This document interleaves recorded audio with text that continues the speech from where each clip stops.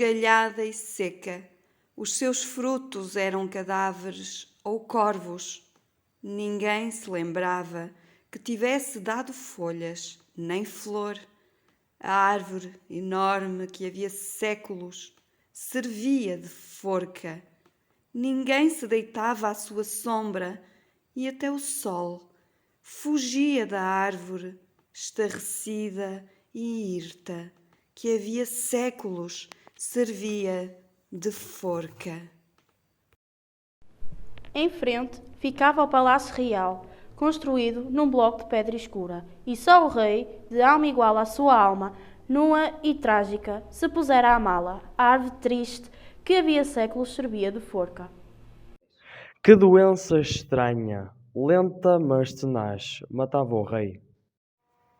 Só amava os crepúsculos, as agonias da luz, o passado e a multidão silenciosa vinha vê-lo ao fim da tarde, de cabeça encostada aos vidros das janelas, fixo, fixo, o olhar nas águas verdes e limosas e no espectro da árvore levantada diante do palácio.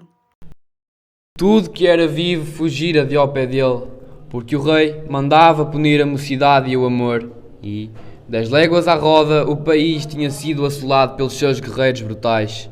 Mandara queimar tudo, devastar tudo no seu reino, nem uma folha, nem uma ave, nem um sinal de vida. De pé, unicamente a árvore, desde séculos estarrecida e hirta, a árvore maldita que no seu reino servia de forca.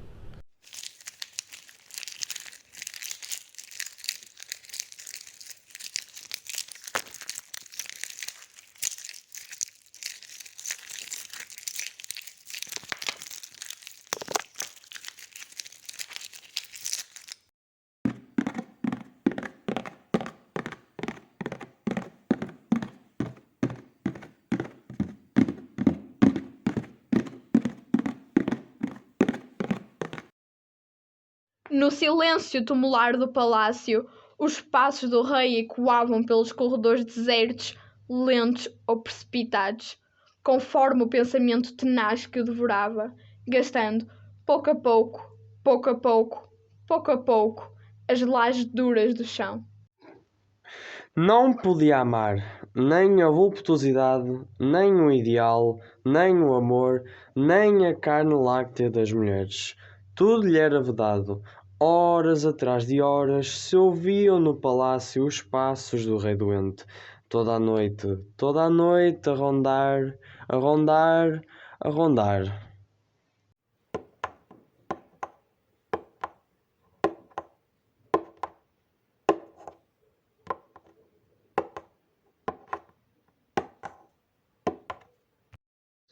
Sucedeu que veio a primavera e todas as árvores para lá do território assolado estremeceram e se cobriram de flor. Borboletas noivavam no azul e 2 mendigos amorosos de países lendários entraram e se perderam naquela terra praguenta. Ela envolta na poalha dos cabelos louros, ele feliz e esbelto, preso ao seu olhar. Eram pobres, e assim, apenas vestidos, vieram enlaçados com a primavera, cobrindo a terra erma que calcavam de vida e de amor. Eram pobres e felizes. Flor esvoaçam pela sua nudez, e as macieiras dos quintais deitavam galhos, fora dos muros, de propósito para os ver passar. Azul, sonho. Toda a atmosfera estremecia. Só o rei no palácio deserto, vivia braço a braço com a dor. A vida, a luz, as árvores enojavam-no. Queria todo o país negro, negro, deserto, deserto. E o amor que trespassava a terra e os bichos. A própria morte que tudo transforma. Lhe parecia uma abominação e afronta. Odiava a vida. Mas deitava-se e sentia palpitar as fragas, o palpitar da primavera, da vida, da luz. Os montes eram seios duros, as árvores cabelos ao vento. Para não ver a beleza da natureza em flor, o rei encerrava-se no palácio construído de um bloco de pedra e sozinho ficava então, de olhos postos na árvore.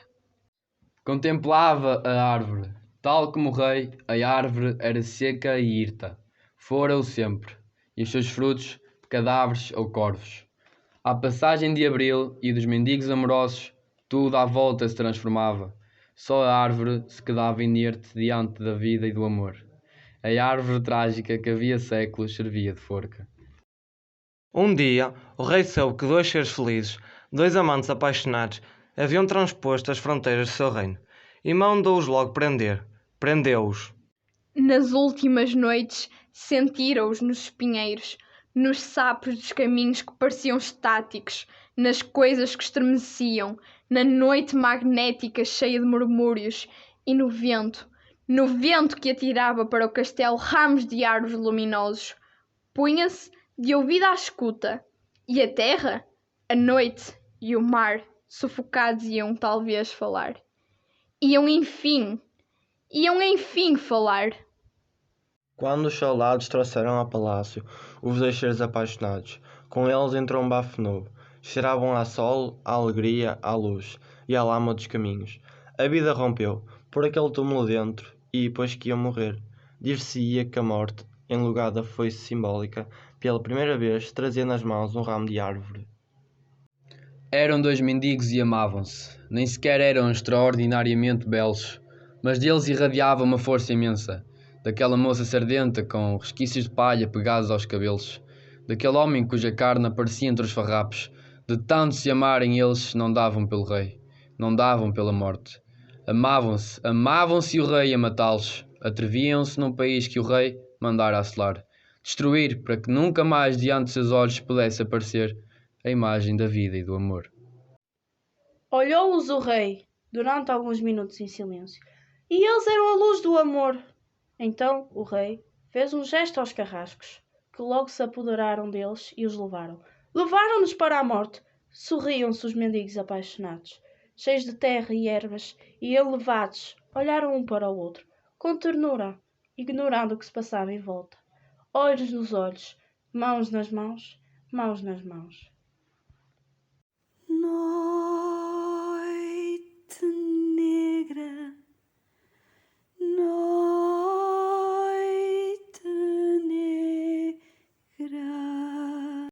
A árvore onde os dois amantes haviam sido enforcados mal se distinguia no escuro, mas de lá vinha um frémito, a sua agonia talvez, e uma claridade, os seus corpos de certo. Em vão o rei reduzira tudo a cinzas. Por baixo das cinzas latejava a vida, o amor. Toda a terra parecia fermentar de amor. Ouvia murmúrios. Se as árvores falassem, se as árvores e as coisas dissessem tudo o que sabem, e a água chalrava, perdia-se em fios pela terra.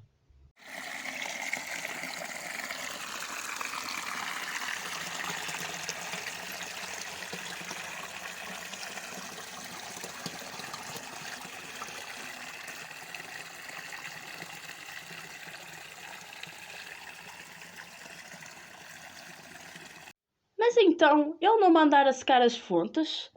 Vozes mais vozes, ainda no escuro, a voz baixinha e humilde das árvores cheias de folhas, que o vento chegava umas para as outras.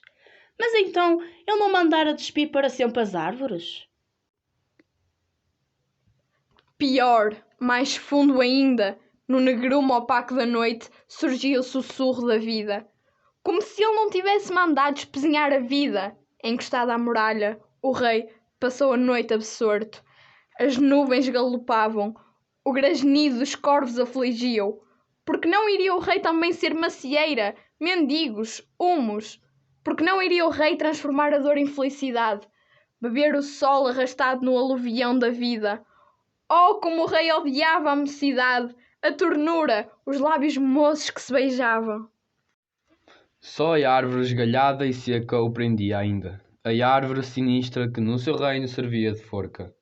O rei ficou até de manhã de olhos postos naquele fantasma triste e enorme, negro como as ideias negras que descia, seco como a sua própria alma, a árvore desmedida que no seu reino servia de forca. E começaram os cerros a tingir-se de violeta, as árvores a azular, e a forca, em que o rei se absorvia, começou a destacar-se entre a névoa, a árvore esgalhada e imensa que havia séculos perdera a seiva e a vida. Súbito, o rei ficou imóvel de espanto. Imóvel de espanto. Aquecida com o amor de 2 mendigos, a árvore tinha o ramo em que pendiam os amantes enforcados, cheinho de flor, cheinho de flor. Dura e má como as pragas, juntaram no ramo que a cobria toda a flor que a terra assolada não pudera produzir, toda a flor, flores, era nada, era quase nada, algumas flores miudinhas, prestes a sumirem-se ao primeiro sopro, flores miudinhas. Nos seus braços, a árvore vira sido enforcados muitos desgraçados, e as suas raízes mortas pelas lágrimas da aflição, que choraram. A árvore, tolhida com os gritos, com o sangue dos homens, não bebia água, nem sugava humus. A árvore vira passar homens, primaveras e reinados, sem se comover, mão arrepelada a amaldiçoar a terra e o castelo. Assistira a transformações de solo, a tempestades, a cataclismos e a guerras, sempre petrificada como a morte. E naquela noite, a árvore trespassada pelo amor dos 2 mendigos, a árvore desentranhara-se em ternura, como se nela se concentrasse toda a paixão. A primavera e o noivado da terra, a árvore maldita que desde séculos servia de forca, recebeu o amor dos 2 amantes e libertou-os para a primavera em amor.